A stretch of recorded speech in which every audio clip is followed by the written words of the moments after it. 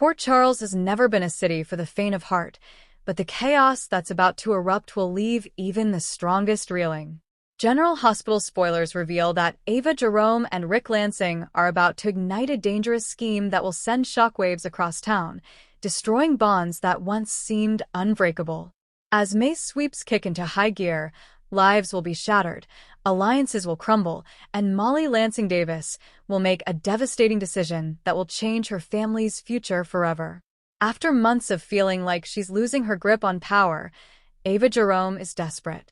Ever since Nina took Crimson back under her full control and Sunny made it clear she'd never be trusted around Donna and Avery again, Ava has felt backed into a corner.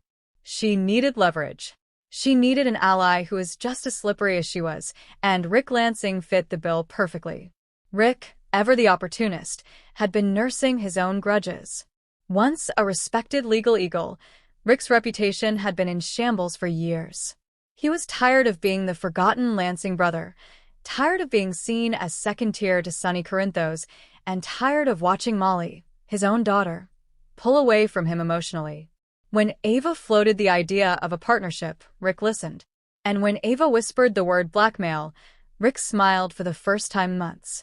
Ava and Rick knew they needed a target who would cause maximum damage, someone tied deeply to both Sonny and Alexis. Someone vulnerable. Their eyes landed on Christina Corinthos Davis. Christina had been spiraling lately, struggling with guilt over Molly's recent heartbreaks, questioning her own place in the Davis family after the Molly TJ surrogate disaster, and navigating a rocky relationship with Blaze. Perfect prey. Ava and Rick decided to stage an accident, something seemingly random, something that would leave Christina injured but not dead. Injured enough to make her desperate, vulnerable enough to be manipulated. And if all went according to plan, they'd catch it on camera.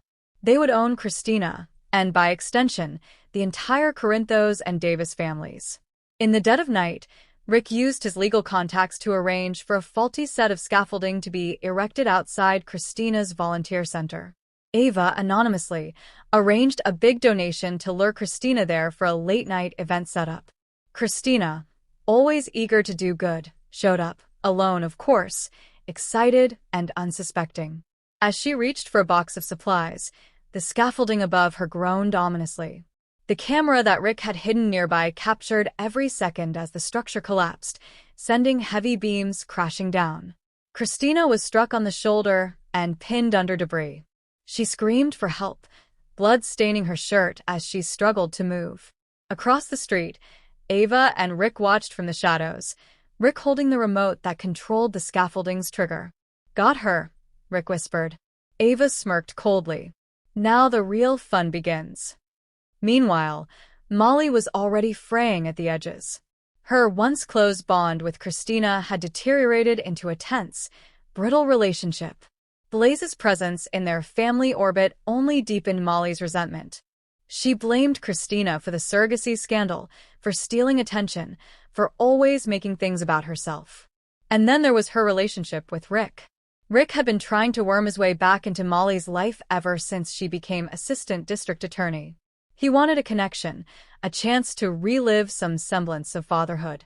But to Molly, Rick was just another manipulator, another man who had disappointed and betrayed her mother, another man she refused to give second chances. And when Molly received a cryptic, anonymous tip about Rick's involvement in Christina's accident, complete with chilling photos, her world tilted off its axis. At first, she didn't want to believe it. She tried to rationalize. Maybe the photos were doctored. Maybe it was a setup. But deep down, she knew. Rick had always been willing to cross lines. And now he had crossed the one line she could never forgive. The father-daughter relationship was over. Molly showed up at Rick's apartment the next night, fury crackling off her like a thunderstorm. She didn't waste time. The moment Rick opened the door, she shoved the photos into his chest. "You set up Christina. You almost killed her," she spat, tears burning in her eyes. Rick's face twisted, first into fake confusion, then into a cold, calculated smirk. "It was just business, Molly. You of all people should understand that," he said, his voice oily. "Business?" Molly hissed. "You call blackmailing my sister business?" Ava emerged from the shadows behind Ric, casually sipping a glass of wine. "You're smarter than this, Molly," Ava purred. "Think of the bigger picture." Molly stared at them, disgusted. "You're both monsters." She turned to Ric, voice shaking. "You're no father to me. You never were. And from this moment on, you're dead to me." Ric's smirk faltered. "Molly, don't be so dramatic." "I mean it," she snapped. "I will never forgive you. I will never speak to you again. You're nothing." She stormed out, slamming the door behind her. Ric stood frozen for a long moment, the echo of her words slicing through him. He had won the battle, but he had lost the only thing that ever truly mattered.